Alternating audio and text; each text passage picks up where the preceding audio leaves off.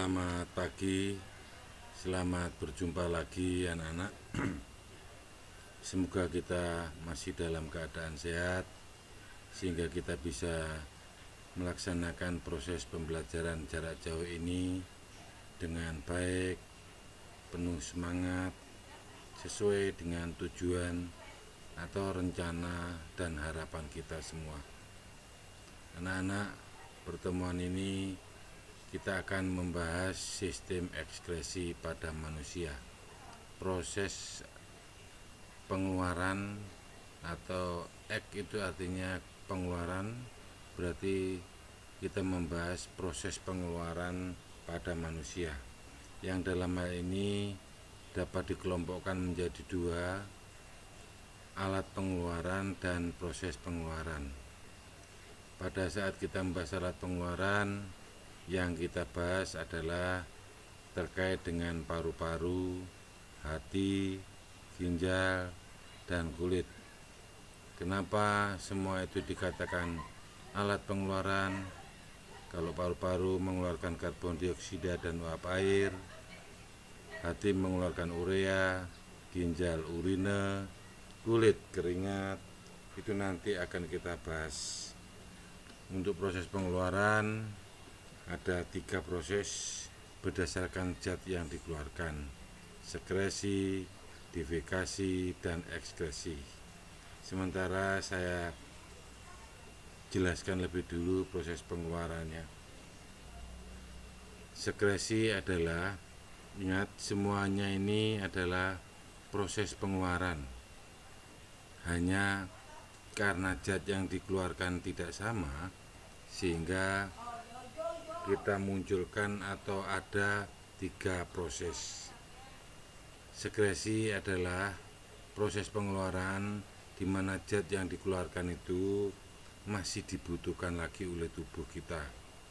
Misalnya hormon dikeluarkan oleh kelenjar yang ada dalam tubuh kita, tujuannya adalah untuk menghasilkan atau membuat pertumbuhan tubuh kita, misalnya begitu. Enzim dikeluarkan bukan untuk dibuang, tapi untuk membantu proses kimiawi dan lain-lain. Yang jelas, zat yang dikeluarkan tidak dibuang, tapi dibutuhkan lagi. Untuk defekasi dan ekskresi itu sama-sama pengertiannya sama, yaitu proses pengeluaran di mana zat yang dikeluarkan itu tidak dibutuhkan lagi oleh tubuh. Hanya yang membuat pembedanya, kalau defekasi, zat yang dikeluarkan itu khusus feses atau tinja atau kotoran pencernaan. Tapi kalau ekskresi, zat yang dikeluarkan juga tidak dibutuhkan lagi oleh tubuh, tapi yang dikeluarkan itu pokoknya selain feses atau tinja, selain itu, misalnya CO2, keringat, urine, atau kotoran mata, kotoran telinga, kotoran hidung, dan lain-lain. Yang jelas, semua zat yang tidak dibutuhkan tubuh dikeluarkan untuk dibuang selain feses, prosesnya namanya ekskresi. Selanjutnya kita membahas alat pengeluaran. Dimulai dari paru-paru. Paru-paru dikenal juga dengan istilah pulmo, di mana paru-paru itu di dalam tubuh kita letaknya ada di rongga dada kanan dan kiri, yang mempunyai tujuan adalah menghirup udara dan mengeluarkan udara, menghirup oksigen, keluar mengeluarkan CO2 dan H2O. Kita buktikan pada saat kita bahwa kita mengeluarkan CO2 atau kalau H2O. Kalau CO2, kalau kita hembuskan napas kita ke air kapur, air kapur itu keruh, berarti membuktikan air itu mengandung CO2. Bukti bahwa kita mengeluarkan H2O yaitu pada saat kita ambil cermin diletakkan di depan kita keluarkan udara kita, suatu saat permukaan cermin itu menguap atau mengandung uap air. maka itu bukti bahwa yang kita keluarkan adalah H2O atau air. Begitu juga sedikit panas. Pada saat kamu mengeluarkan udara, itu suhunya itu mengandung panas yang kita keluarkan. Ya, kita kenali dulu alatnya. Itu ada tenggorokan atau trakea. Ada trakea atau tenggorokan, ya. Itu bercabang, cabangnya namanya bronkia, bronkus sama saja. Bercabang lebih banyak lagi namanya bronkiolus, jadi lebih banyak lagi. Bercabang-cabang di dalam paru-paru, diakhiri oleh lubang-lubang dalam paru-paru. Kalau hanya satu lubangnya namanya alveoli, karena banyak maka disebut alveolus. Jadi udara itu keluar masuknya, tempat persimpangannya udara masuk, udara keluar ada di alveolus. Jadi kesimpulannya alveolus itu adalah lubang pada paru-paru, tempat keluar masuknya udara atau persimpangannya, ya. Atau nanti kita perjelas pada slide berikutnya. Atau minimal kamu harus ingat bahwa dengan kamu melihat objeknya mungkin bercampur dengan pola pikir ke mekanismenya atau harafiahnya, maka dalam hitungan menit kamu akan mengerti. Jadi bisa karena mengerti, bukan bisa karena kamu hafal, ya.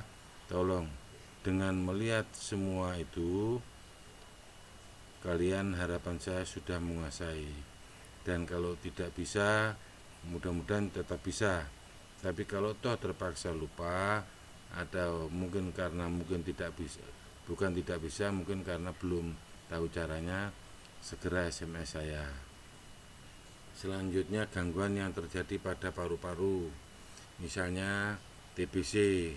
TBC itu adalah yang biasa disebabkan oleh bakteri, ingat bukan virus, ya. Tanda-tanda orang yang TBC itu biasanya badannya, tubuhnya kurus, lemas, nafsu makannya berkurang, bahkan kadangkala batuk darah, ya. Begitu juga sorotan cowong, matanya itu agak cowong dan lain-lain. Asma itu adalah bagian dari alat pernapasan, ya, yang maksudnya bagian yang diserang itu tenggorokannya. Jadi tenggorokannya itu di dalamnya ada benjolan-benjolan yang karena kapur, karena debu, karena lemak, sehingga dengan adanya tonjolan-tonjolan itu maka udara masuk, udara keluar akan kesulitan, sehingga kita bernapasnya itu tidak leluasa atau kesulitan bernapas. Karena itu terjadi di dalamnya tenggorokan, penyakit atau gangguan itu disebut asma. Kanker paru-paru itu disebabkan karena beberapa hal, mungkin karena asap rokok, karena asapnya pabrik, yang semua itu ditandai dengan misalnya juga batuk, mungkin bisa sakit kepala atau dadanya sakit, atau juga kadangkala batuk sempat berdarah. Begitu juga selanjutnya asfiksi itu kesulitan untuk bernapas karena halangan, misalnya orang tenggelam, kesulitan untuk bernapas, maka pernapasan berhenti, itu namanya asfiksi. Emfisema itu adalah pembesaran pada paru-paru yang disebabkan karena CO2 itu terlalu banyak memenuhi pembuluh darah. Jadi pembuluh darah itu terisi oleh CO2, sehingga CO2 yang menyebabkan pembuluh darah besar, maka menyebabkan paru-paru juga membesar. Dengan demikian dia akan kesulitan untuk bernapas. Bronkitis itu asalnya dari bronkia, berarti itu peradangan atau penyakit yang menyerang pada bronkia.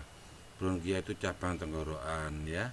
Peradangan pada bronkus, yang semua itu disebabkan mungkin karena bakteri, mungkin karena virus dan lain-lain.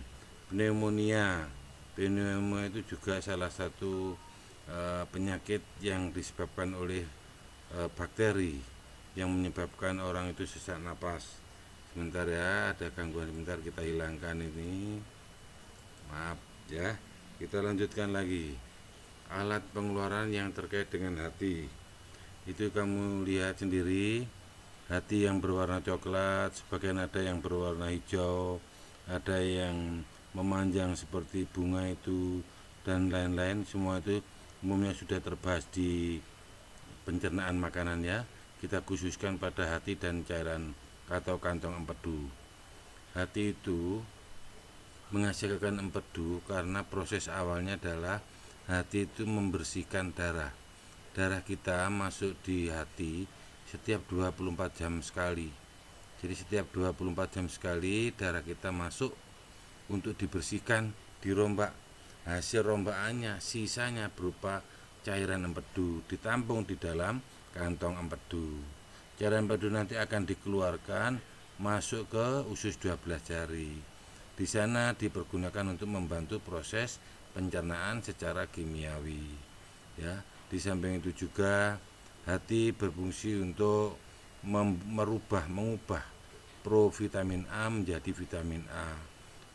Katakanlah gampangnya begini, pepaya itu kan bukan vitamin A, tapi bahan di dalamnya zat mengandung vitamin A. Maka supaya bisa menjadi vitamin A, jadi pepaya itu provitamin A-nya, supaya menjadi vitamin A, maka dirombak atau diproses oleh hati. Jadi hati merubah atau membentuk provitamin A menjadi vitamin A. Juga sebagai tempat fibrinogen, pembentukan fibrinogen dan protrombin. Itu adalah fungsinya adalah untuk proses pembekuan darah. Ingat, hati bukan membuat darah, jadi merombak darah atau membersihkan darah. Yang menyaring darah itu adalah ginjal, yang membuat darah itu adalah sumsum tulang ya. Tolong, itu kadang-kala terjebak di sana kalian. Selanjutnya gangguan yang terkait dengan hati. Ini ada penyakit kuning. Penyakit kuning itu ada istilah hepatitis, sama saja ya. Kadang-kala ada orang mengatakan lever podo ae. Itu tanda-tandanya dengan matanya kuning, kulitnya juga kuning, dan semua itu disebabkan karena virus. Baik hepatitis A, hepatitis B maupun hepatitis C, semua karena virus. Hanya tingkatan keganasannya berbeda. Hepatitis B itu ganas, hepatitis C sangat ganas ya. Menurut informasi, orang mulai dari sakit, kalau memang terserang hepatitis B misalnya atau C lebih-lebih, maka 6 bulan dia meninggal. Itu menurut informasi kedokteran. Apakah itu secara logika saja ya, tapi ingat, kematian bukan karena dokter. Ingat, dokter yang utama adalah dokter yang ada di sana, yang menentukan mati atau meninggal hidupnya kita. Begitu juga ada istilah sirosis. Sirosis itu adalah pengerasan pada hati, disebabkan karena kelebihan protein, mungkin karena virus, atau terlalu berlebihan meminum terlalu sering, misalnya minum alkohol, atau mungkin keracunan obat. Itu menyebabkan pengerasan hati, itu namanya sirosis. Selanjutnya alat pengeluaran yang kita bahas di sini adalah ginjal. Ingat, langsung saja mengarah ke gambar ini ya. Gambarnya ginjal seperti kacang. Oh, itu ginjal ada 2, ada di dalam rongga perut, kanan kiri pinggang kita. Selanjutnya ada saluran ginjal namanya ureter. Saluran ureter akhirnya masuk ke kantong kemih. Dari kantong kemih masuk ke uretra. Uretra itu juga saluran kantong kemih. Ingat, ginjal menyaring darah. Darah itu disaring, sisanya berupa urin. Urin dikeluarkan dari ginjal menuju ureter ya. Ureter akhirnya dimasukkan ke kantong kemih, ditampung. Kalau sudah full, dikeluarkan melalui uretra. Jadi ini membuktikan urut-urutan jalannya urin dari ginjal sampai uretra. Seringkali juga keluar di ulangan ya. Begitu juga kadangkala disediakan gambar ada huruf atau angka misalnya sesuai dengan pernyataan di atas yang diberi huruf A, B, C, pernyataan yang benar di bawah ini adalah opsi 1 A ini, B ini, C ini, D ini. Nah, dengan demikian kalau kamu pernah melihat seperti ini, harapan saya kamu pasti bisa. Ingat, bedakan ureter dengan uretra ya.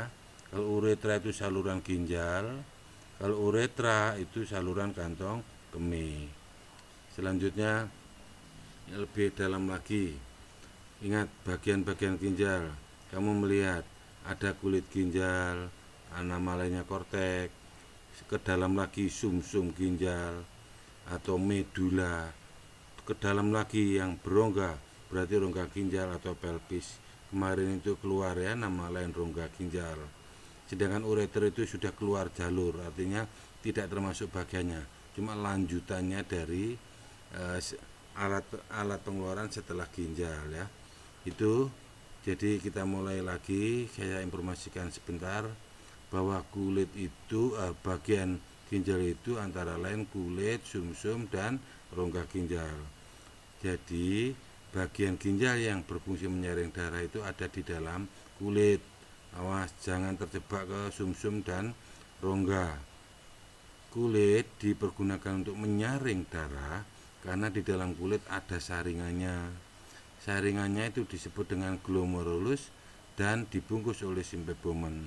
Nanti pada slide berikutnya kami akan perjelas ya. Berikutnya ya. Minimal kamu melihat gambarnya, kamu menjadi tahu, kamu menjadi bisa kalau ada ulangan sehingga kamu akan ingat, oh iya itu kulit, itu sumsum, oh itu rongga ya. Juga nama lainnya tolong dipahami. Ini nepron. Nepron itu saluran kecil yang ada di dalam ginjal sendiri, semua nepron. Makanya nepron ini dapat dikelompokkan menjadi dua, yaitu badan Malpighi atau dikenal dengan badan yang hidup, badan yang masih berfungsi. Dapat dibagi menjadi dua, di sana ditulis kapsul bomen atau symphybomen dan glomerulus.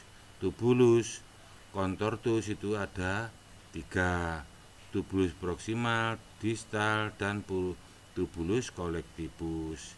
Semua itu tidak perlu kamu ingat-ingat, tidak perlu kamu hafal. Cukup jika kamu memahami 1-2 menit melalui gambar, semua keterangan yang di sana, fungsi, pengertiannya, tempatnya, bahkan masing-masing itu semuanya yang jelas, kamu akan mengetahui dengan sendirinya. Kamu tidak hafal tapi mengerti.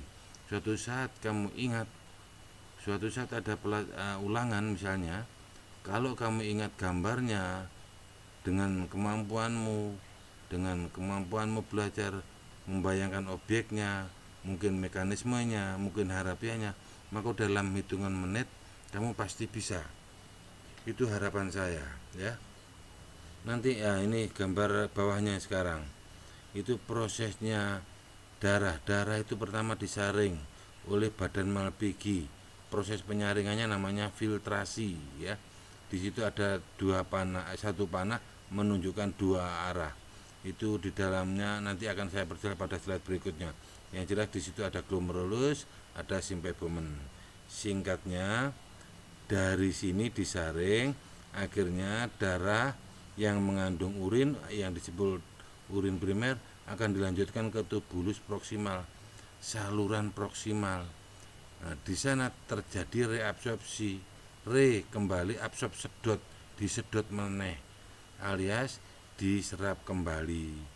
Disitulah terjadi namanya hasilnya adalah urine sekunder. Selanjutnya akan dilanjutkan ke lengkung Henle, terus sampai ke tubulus distal. Di sanalah terjadilah urin-urin itu akan ditampung, selanjutnya akan dikeluarkan. Proses pengeluarannya namanya augmentasi. Ingat, bukan argumentasi.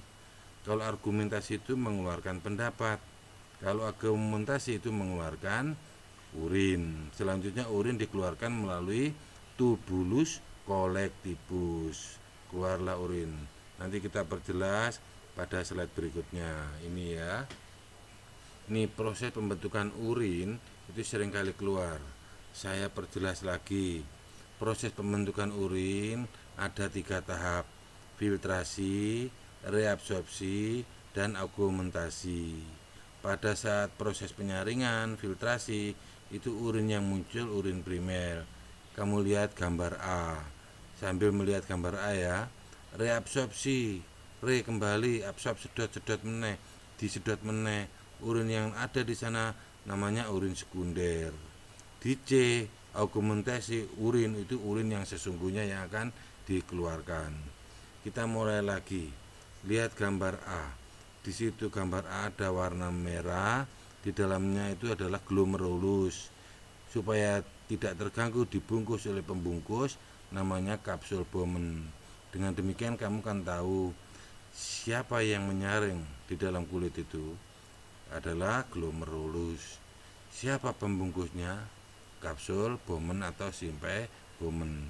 Ingat, ini seringkali keluar baik terkait dengan gambar maupun proses atau tahapan proses pembentukan urin ya. Tolong itu dipahami. Selanjutnya adalah gangguan-gangguan yang terjadi atau kelainan atau mungkin penyakit yang terkait dengan ginjal. Albuminaria. Albuminaria itu adalah yaitu urinnya mengandung albumin, mengandung atau semua terjadi karena terlalu banyak kelebihan protein, jadi terlalu lebih. Jadi istilahnya adalah albuminaria. Jadi ini sengaja saya tulis dan saya beri tanda merah karena itu seringkali juga keluar di ulangan. Hematuria itu nama lainnya adalah kencing darah. Kenapa kok darahnya mengandung maksudnya urin mengandung darah? Karena mungkin infeksi ya di ginjalnya, mungkin di saluran ginjalnya, mungkin di kantong kemih atau di saluran kantong kemih ya, hingga terjadilah darah yang keluar bersama dengan urin yang disebut dengan hematuria. Tolong kalau ada ulangan biasanya ada penjebaknya yang nadanya hampir sama, yaitu hemoroid. Hemoroid dengan hematuria berbeda. Kalau hemoroid itu adalah nama lain dari ambeien atau bawasir atau wasir. Tolong itu dibedakan ya. Itu dengan ini, dengan apa itu namanya, hematuria. Terus nefrolitiasis atau batu ginjal. Berarti di dalam ginjal ada batu. Kenapa kok mengandung batu? Karena ada kalsium yang mengendap, mengumpul sidik akhirnya menjadi besar sehingga terjadi penyumbatan, tidak bisa keluar masuk ke ureter, gak keluar akhirnya. Atau biasanya itu tanda-tandanya misalnya bahasa Jawanya anyang-anyangan, kencingnya keluarnya hanya sedikit-sedikit, tapi biasanya itu hanya karena perubahan suhu yang drastis. Kalau anyang-anyangan itu ya itu perubahan yang suhu yang drastis. Misalnya mari olahraga suhunya panas, tiba-tiba kamu minum air es timbo, akhirnya suhu tubuh kita menjadi dingin. Nah, otomatis kan semua organmu, saluranmu mengecil, mari mengembang menjadi mengecil, sementara akhirnya akan kencingnya otomatis lebih sulit karena ada salurannya yang mengecil. Selanjutnya gagal ginjal, lain lagi, berarti gagal ginjal itu fungsinya ginjal tidak berfungsi sesuai dengan fungsinya, mungkin karena nefritis, karena peradangan pada ginjal ya, sehingga tidak terbukti atau tidak bisa berfungsi si ginjal, maka perlulah terjadinya cuci darah. Nah, terus diabetes insipidus, tolong dibedakan antara insipidus dengan mellitus. Kalau di diabetes insipidus itu basa Jawane beser, jadi urinenya terlalu berlebihan. Sedangkan diabetes mellitus itu kencing manis atau darahnya, kadar gulanya, kadar glukosanya itu tinggi. Kenapa demikian? Karena dia kekurangan hormon insulin. Hormon insulin kurang akhirnya menyebabkan glomerulus berlubang, sehingga pada saat ada darah disaring, maka darahnya tidak sempurna disaring, sebagian darah itu masuk bersama dengan keluar bersama urin, Ingat, makanan itu dibawa oleh darah. Makanan itu bentuknya sudah cairan bening yang manis otomatis. Nah, bersama-sama darah, karena yang menyaring itu tidak sempurna, bolong karena kekurangan hormon insulin, maka pada saat keluar urinnya juga bersama dengan glukosa, sehingga dalam hitungan menit biasanya ada semut. Itu membuktikan bahwa kamu terserang diabetes mellitus. Kalau insipidus, sidik-sidik keluar dalam arti mengeluarkan urina alias nguyuh. Itu semua disebabkan karena kekurangan hormon antidiuretika atau biasa disingkat ADH. Ingat, ini sangat sering kali keluar.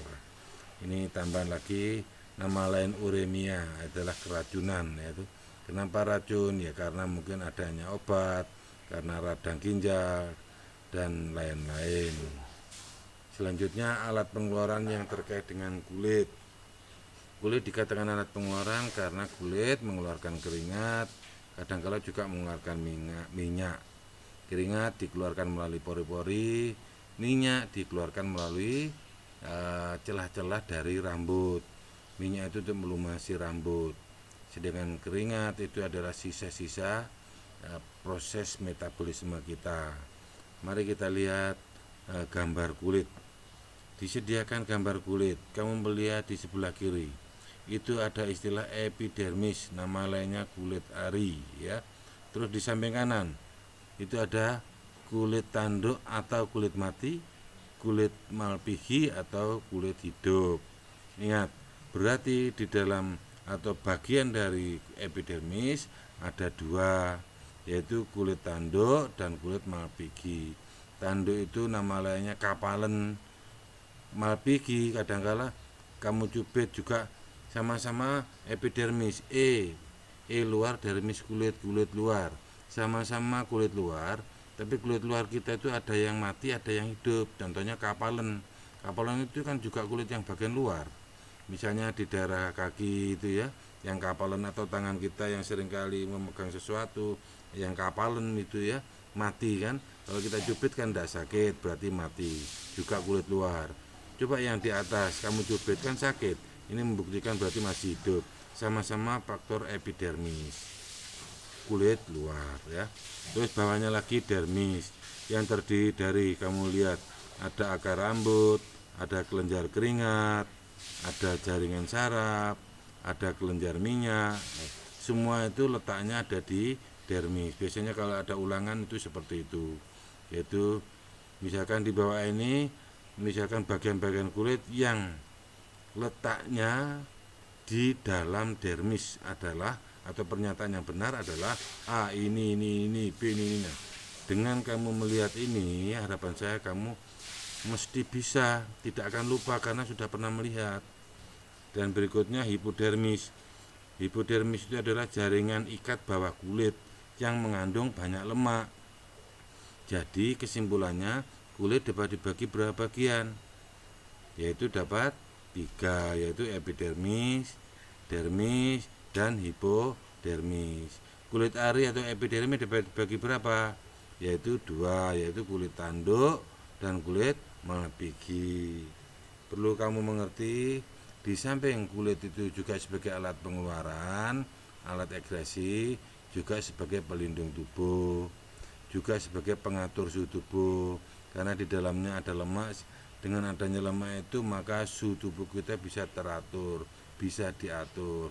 Juga sebagai penerima rangsang luar, atau sebagai alat peraba atau indera peraba, juga tempat pembuatan vitamin D ya. Itu. Selanjutnya adalah gangguan yang terjadi pada kulit, eksim atau dermatitis. Itu ditandai dengan kulit yang berwarna merah, gatal, bersisik misalnya. Semua itu karena bakteri. Ada skabies atau yang namanya kudis ya, itu disebabkan karena tungau, jerawat, kulit berbintil-bintil merah misalnya ya.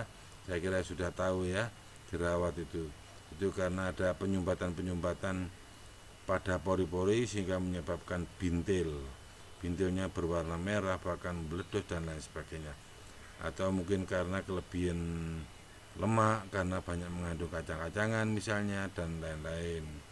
Biduren, urtikaria. Biduren itu adalah penebalan kulit, akhirnya ya menyebabkan tanda-tandanya itu kulit menjadi menebal, menjadi tidak terasa, memerah, ya semua itu karena alergi, karena obat, karena cuaca dingin dan lain-lain. Selanjutnya gangguan yang lain, psoriasis ya, kulit kemerahan sama, hampir sama sebenarnya tanda-tandanya. Cuma diketahui itu belum pasti apakah karena garuan atau karena alergi, karena bakteri dan lain-lain. Kanker kulit itu biasanya bercak kehitaman ya, tiba-tiba ngeplek, istilah boso Jawa ngeplek pada pipi misalnya ya. Atau misalkan ada andeng-andeng, juga itu termasuk jenis kanker, cuma kankernya gak kanker yang tidak ganas. Semua itu terjadi mungkin karena reaksi dari sinar ultraviolet. UV itu ultraviolet. Ultraviolet itu yang dibawa oleh sinar matahari itu. Ringworm atau kurap, kulit berbintik-bintik itu ya. Jadi itu semuanya itu karena terjadi karena infeksi jamur. Demikian anak-anak, semoga apa yang saya sampaikan bisa menjadi tambahan, menjadi cepat memahami, membantu kalian dalam proses pembelajaran, sehingga memorimu bisa terpenuhi dengan ilmu yang benar-benar bermanfaat nantinya. Sekali lagi sekian, mohon maaf segala kekurangannya dan terima kasih yang pada akhirnya semoga sukses.